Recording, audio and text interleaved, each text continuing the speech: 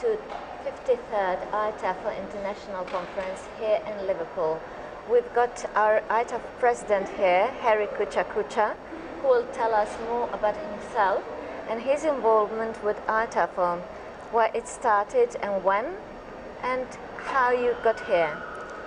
Well, thank you for having me. I have a very interesting story with Iatefl. I worked for the first 8 years of my life in a very remote village in the north of my home country, Cameroon, and then eventually grew from that through my local teacher association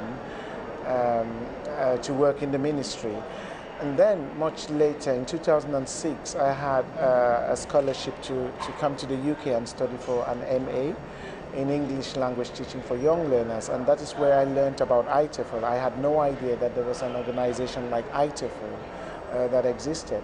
And through the Hornby Trust, I attended my very first Iatefl conference in Aberdeen.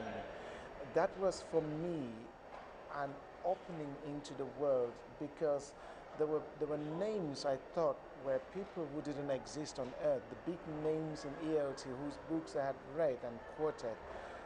I came face to face with these people, and many of them were really down to earth and friendly people.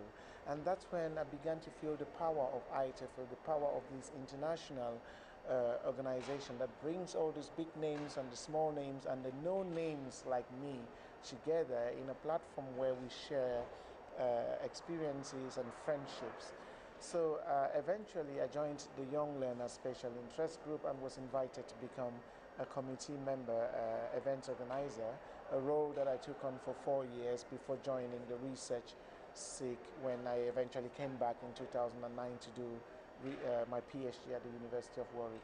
But since then I have kept my identity as a teacher, because that is really who I am. And sometimes people refer to me as an academic, of course, because I work for a university, but my heart is with the teachers, and I work a lot with colleagues in very difficult conditions around the world, particularly in sub-Saharan Africa, and more recently in places like South Sudan, Afghanistan, and recently in China. So I then represented my teacher association, Camelta, a couple of times when we became an associate of Iatefl in 2012. I came to Associates Day representing them, and eventually was asked to become a member of the Associates Committee. And that was, again, one step towards becoming what I now imagine president of Iatefl, something I had never dreamt of would happen in my lifetime. I didn't even think that an ordinary teacher coming from the remotest parts of Cameroon would become a president in Iatefl, and here we are. But for me, it's very representative of what Iatefl is and what Iatefl can be to teachers like me who've grown from very humble contexts and are able to share experiences with professionals around the world. It's a really nice story. And how do you feel now as a president of Iatefl? And what is basically your job? What do you do as a president? How do I feel? Overwhelmed, to be honest with you, very overwhelmed. And sometimes, I was in Côte d'Ivoire recently, and teachers came to me, "Oh, president," and I was like, president? For me, and another friend did tell me, look, when something important comes to you, you downplay it and make it look like it's nothing. And I said, well, the president of Iatefl is only a figurehead. It's only a symbol of the association. And if that's all I can be, if I can inspire teachers like me to be empowered, to feel that they can say something in the big stage, that's enough for me. We can't change the world in a day. So I feel really good that I am in a position where I can act like a role model to teachers like me who've grown from nothing to something. But I also think it's a collective responsibility for Iatefl to support these teachers, because there's a lot that's going on in those parts of the world we don't know, and we can learn a lot from what teachers are doing in those very difficult circumstances. So it's overwhelming, but I think I've had the support of many people, the membership and the trustees, and I think that the future is bright for Iatefl. It's the beginning of a journey, and we can be bigger and and more inclusive than we are now, I think. And what do you do as a president, basically? Well, I talk a lot. I come to interviews like this one, but I also write a lot. I did use the word writative today.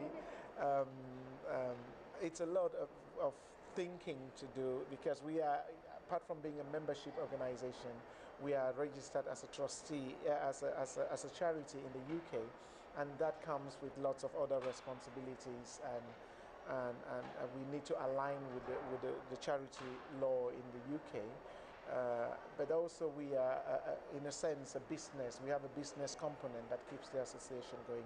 So my role is mediating all of these forces together and trying to see how we can be responsive to our membership, but also respectful of the regulations that govern the association.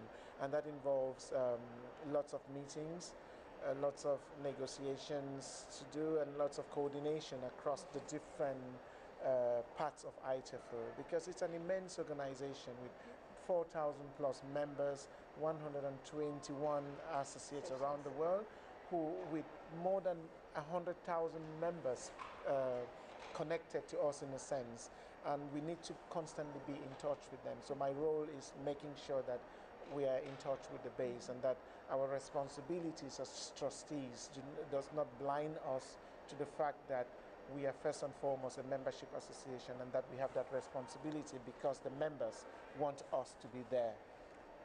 So really responsible, and you sound so like a teacher, really, as like a real member of Iatefl, not a person on a position. Yeah, well, you might know that many of the past presidents have come up through being SIG coordinators, and they've had really major responsibilities. So they've understood the organization in ways that I have not. I have come from the membership directly into the presidency, so it's not possible for me to respond to things within the association in the same way, and I am not in a position to align with conventional ways of looking at things. I think that the membership voted an outsider, I would say, because they wanted to see a difference, and if my presence in the leadership can bring that difference, I would be happy. One of the things I really want to see is to see people who dirty themselves with chalk, teachers, real classroom teachers and teacher trainers, take the big stage, and that's why I'm particularly proud that Paula was our plenary speaker. Opening plenary speaker this year, and next year I'm hoping, and together with the trustees we have invited another teacher. I wouldn't say that now, but we're going to have a teacher, and I hope that we will take that on. So when we have the experts, we also have someone who's coming from the classroom, from the global south, telling us a story, so we get to know what teachers are doing and the challenges they're going through. So in a sense, I keep thinking I'm not the conventional president of Iatefl.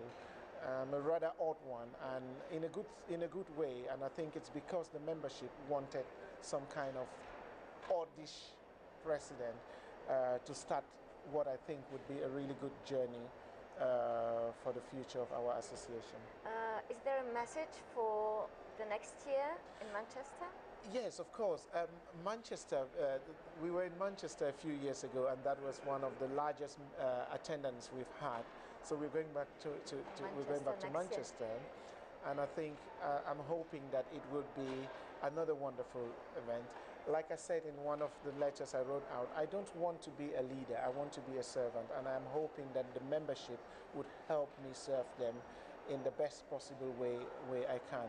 And coming to the conference is a great thing, but I do understand that lots of people cannot come to the conference, and I'm really grateful that the British Council is helping us provide an online platform for our followers and members around the world to be part of our activities.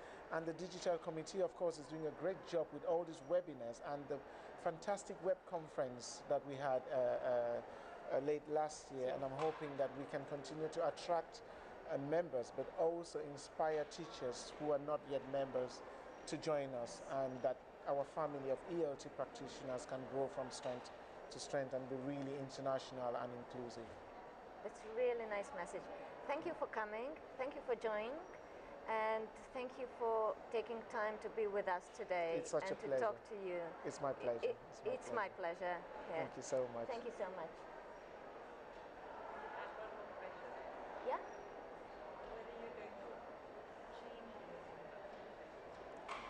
Do you plan to change anything about Iatefl? Yeah. Before we change.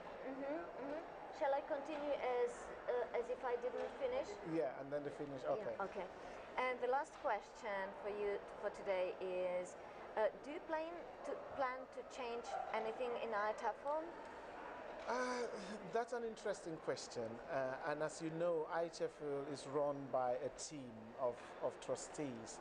So I can't say I am able to change anything about Iatefl. It's a team working together. But we've been reflecting a lot, and I'm really happy that there's happiness in the team, and we really bond. And that's the first thing for me, that we feel more now like a team working together and jointly responsible for the decisions going forward. But there are things that I would like to see, and I would be pushing this as much as I can. The first thing already is that I want to see on the big stage practicing teachers or teacher educators, and that's beginning to happen. Good news. And I want to see at least every year a speaker from what we call the Global South. It doesn't suffice for us to get people, for example, West and Central Europe-based speakers all the time, just because they're in different countries. Iatefl is bigger than Europe, or Central Europe. Iatefl is bigger. It's about all of Europe. It's about all of the world. And I want especially the Global South to be represented, and I want those to be teachers. So that's something I would be pushing on for. But I also want to see I would like to see our special interest groups running activities in the Global South. The YLTC, for example, has been doing some work, supporting work in Chile, and last year the Global Issues SIG and the Young Learner SIG did work in Africa. This year again, the Global Issues SIG and the Research SIG would be running a pre-conference event at Africa TESOL in Abuja. I'd like to see more partnerships with regional networks in Asia, in the Middle East, Latin America. In America, because that's what Iatefl is. If we want to be inclusive, we need to be proactive as well, and not just waiting for people to come to us. I really want to push our special interest groups, which are the ambassadors of Iatefl, yeah. to spread the wings of Iatefl and to reach out to teachers in those parts of the world where we have not been before. So I am hoping that all through my presidency, Iatefl will be known right at the end of the world. And I started off, my very first visit was in Afghanistan, where I met a great group of language teachers, and we're working together to set up a vibrant Afghan English Language Teachers Association, and I'm hoping that before I step down as president, they will be represented at an Iatefl conference. That would be really great. Yeah. Thank you so much for taking time to come to talk to us today, and good luck with your presidency, and we'll be back with other interviews.